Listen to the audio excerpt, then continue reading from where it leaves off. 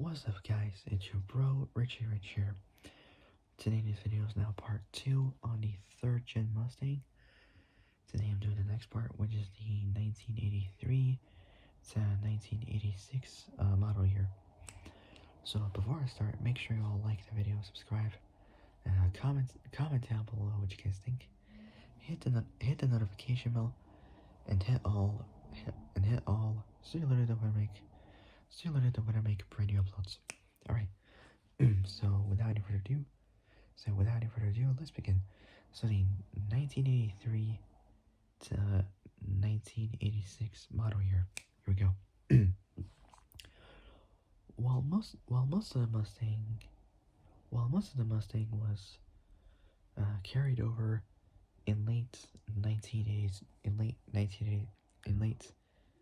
1982, say late 1982 for 1983. There are some changes and improvements on the then 5-year-old Fox platform model. The front fascia was restyled with a more rounded nose and a reshaped grille. Now wider horizontal taillights with dedicated amber turn signals or turn blinkers replaced the vertical sectioned units. This was also the first Mustang to use the blue oval Ford emblem on the exterior, both front and rear. Ford added a convertible to the Mustang line for 1983. So 1983, after a 9-year absence, less than 10 years. The majority of the convertibles were equipped with a new 3.8 liter 3.8 liter S6 V6, which replaced the 3.3 liter inline 6. The small block 4.9 5-liter V8 received a 4-barrel carburetor and a new intake manifold, bringing power to 175 horsepower. The 2.3 liter turbo inline 4 also returned mid-year in 1983, now fuel injected and producing 145 horsepower.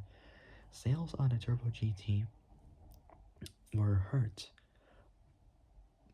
by both a higher base price and a lower performance than the 5-liter V8.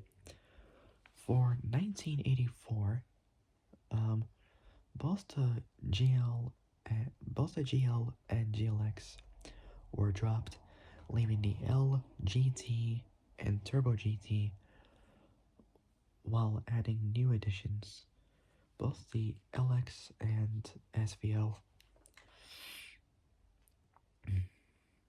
Ford also recognized the 20th anniversary of the Mustang with the GT350, essentially a limited run of both GTs and Turbo GTs.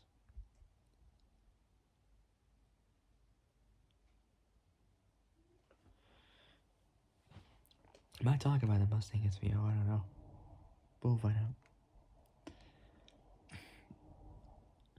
So Ford also recognized the 20th anniversary of the Mustang with the GT350, essentially a limited run of GTs and Turbo GTs, a total of 5,261 GT350 hatch and convertible models were built, all trimmed with both Oxford white exteriors and canyon red interiors. They featured red GT350 rocker stripes and tri-bar pony emblems on the front fenders. Two 5-liter V8s were available The two of the two 5-liter V8s were available, a carbureted version for the manual, or a new 165 horsepower electronically fuel injected version for the automatic only. A new quadra-shock rear suspension, which replaced the slapper bars with horizontally mounted axle shocks, became available after a few months of production. After 1984, the TRX option was retired for the Mustang. The new SVO version appeared first in 1984 and was produced through 1986. The 2.3 liter turbo inline 4 produced initially 175 horsepower for 1984, uprated to 205 horsepower starting halfway through the 1985 model year, 30 more than before, and ending with 200 horsepower for 1986. Ending with 200 horsepower for 1986. Four-wheel brake rotors, 4-wheel brake rotors, 16-inch wheels, and an SVO spec biplane rear wing were fewer the differences between the SVO and the rest of the Mustang line. So in the rest of the Mustang line, the unique front fascia featured a offset hood intake duct for the turbo intercooler and a grilleless nose with sunken single rectangular sealed beam headlights. So sealed beam headlights, flush inboard parking lights, and wraparound outer turn signal lights. The front end was intended to use flush aero or aerodynamic, I say aero, composite headlights with replaceable bulbs, but the US DOT hadn't approved these in time for production. Aero headlights finally appeared on the mid-1985 SVO. Well,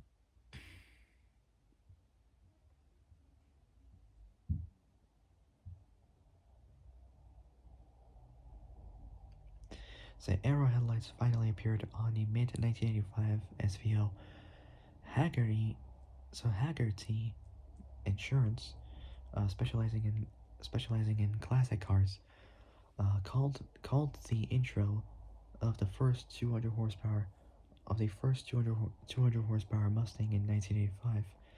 So in 1985, the end of the malaise era in American auto design. For 1985, the front fascia was restyled with a grilleless nose, with a horizontal air intake slot. The GT received new E5AE cylinder heads, revised Holley 4-barrel carburetor, a new and more aggressive roller camshaft. So both a new and more aggressive roller camshaft, only in models with a manual, less restrictive exhaust manifolds, and a pseudo dual exhaust, which brought more power to a conservatively rated 210 horsepower engine. This will be the last carbureted V8 in the Mustang. The 85 model year dropped both the L and Turbo GT, leaving the LX, GT, and SVO models. For 1986, Ford released the first multi-port fuel-injected 5-liter 302 V8 rated at 200 horsepower in 1980. And at that same year, the GT saw drivetrain upgrades, including a new 10.5-inch clutch, upgraded from a 10-inch. So a new 10.5-inch clutch, 7.5-inch rear end, continued in both the 2.3 2.3 turbo, and 3.8-liter applications. But 5-liter models included a new 8.8-inch unit. Central fuel injection was used on the non-turbo 2.3 on the naturally aspirated 2.3 liters in automatics. Both so the non-turbo 2.3 liter.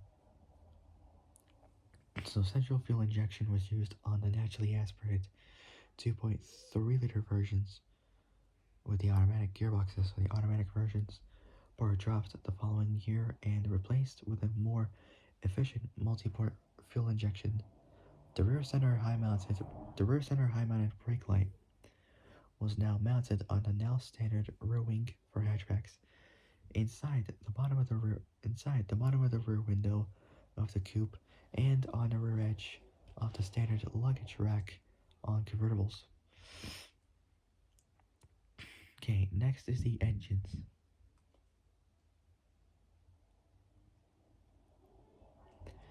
Okay, next is the engines. Engines for the 83-86 models included the 2.3 turbo, now fuel injected, and available only in the Turbo GT and SVO, 3.8-liter, 3.8-liter SX V6, and the high output or the HO 5-liter V8 with a new 4-barrel carburetor made by Holley. The 3.3-liter inline 6 was dropped after the 1982 model year. Now we got the years when the cars were produced, with the power, torque, induction, and the gearbox and the note. So starting off with the first, so how many we got? From 83 since 86, we got only 4. So starting off with the first one from 1983, it made at 4,200 RPM, 175 horsepower, and at 2,400 RPM, 245 pound-feet, 332 newton meters of torque, with a 4V carburetor. For the induction transmission, either SROD or T5. There's nothing on the notes. And we got 1984, 165 horsepower at 3,800 RPM. Same torque, just at 2,000 RPM. For the induction, it has an electronic fuel injection. We got also central, I think, or centrifugal, I don't know, fuel injection, but a CFI it says. Transmission is an AOD. Also, that same year, they have another one with 4,200 RPM, 175 horsepower. So 165 horsepower at 3,800 RPM, and 175 horsepower at 4,200 RPM. Both are the same torque, same RPM for it. Well, however, the one with 165 for the induction was EFI, CFI. Transmission was AOD. The one with 175 was a 4-valve carburetor with a T5 gearbox. Now we got 1985. Made 165 horsepower at 3,800 RPM, and at 2,000 RPM, same exact torque. Made the same torque as the other 3 at 2,000 RPM with a EFI, CFI induction system, AOD. It's automatic with overdrive.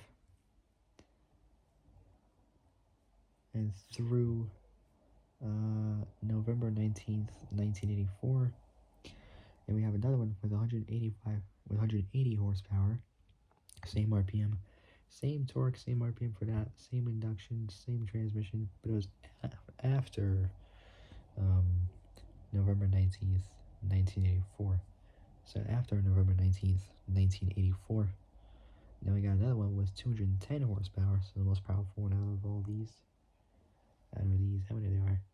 Out of these 7, 210 horsepower at 4,400 RPM, 270 pound-feet, 366 newton meters of torque at 3,200 RPM with a 4-valve carburetor. Transmission was a T5. Then we got 1986 with 200 horsepower at 4,000 RPM with a lot more torque, 285 pound-feet, 386 newton meters of torque at 3,000 RPM. So a 15 pound-feet, 20 newton meters more than previously.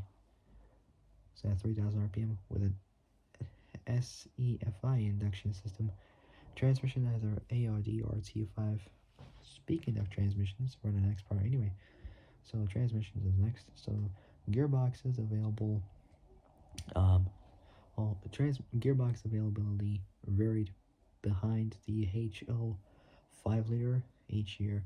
The Tremec 4-speed manual with overdrive, or the SROD, carried over from the 1982 model year and was the standard gearbox behind the 5-liter in 1983.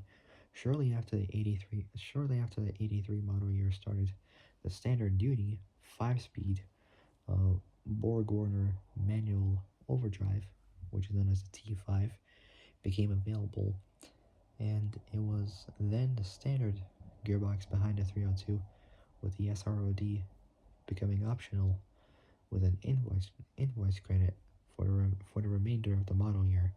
For the 84 model year, the 4-speed automatic overdrive, or AOD gearbox, became available for the first time in the Mustang model line, and it was available behind the 302 only with throttle body electronic fuel injection called called central fuel injection, or CFI. The T5 was still available with a 4-valve carbureted induction system. For the 1985 model year, the Borg-Warner T5 gearbox was upgraded by Borg-Warner to heavy-duty status, A.K.A. World Class. The WC T5 was still only available with a 4V induction system. The AOD gearbox was also still only available with CFI induction, carried over from 1984, but shortly after the model year started, it received the exhaust system from the 4V/T5 motor or engine, and a 15 horsepower increase. Not bad.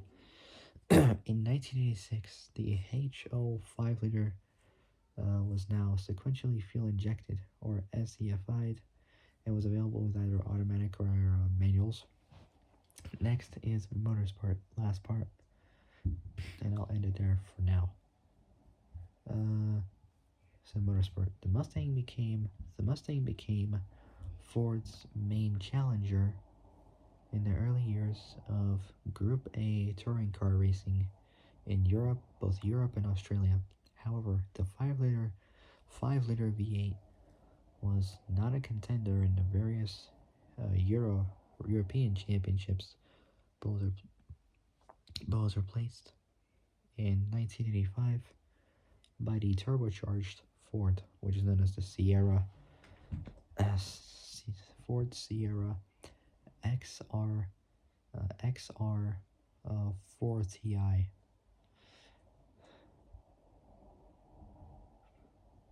Whatever that is.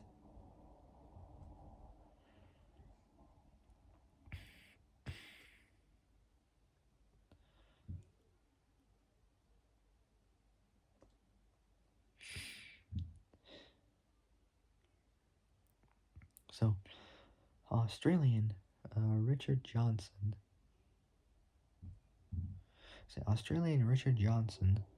purchased Australian Richard Johnson purchased 2 Mustangs built in the German Zakspeed team in mid 1984 for use through 1985 and 1986 Australian touring car seasons, as Ford Australia didn't homologate either the Australian-built Ford as Ford Australia they did not homologate either the Australian-built Ford XE Falcon or its replacement, the XF Falcon, For racing, Johnson had a race win in the Group A support race for the 1985 Australian Grand Prix, as well as several placings in both the 85 and 86 Australian um, so in both the 85 and 86 Australian Touring Car Championships, or the ATCCs as they call it. Last part, and I'll end it there for now. The Mustangs' competitive uh, life in Group A uh, came to an end at the end of 1986. Before 1987, it was replaced in it was replaced in 1987 by the Euro-designed turbocharged Ford called the Sierra RS Cosworth. All right, so that will be it.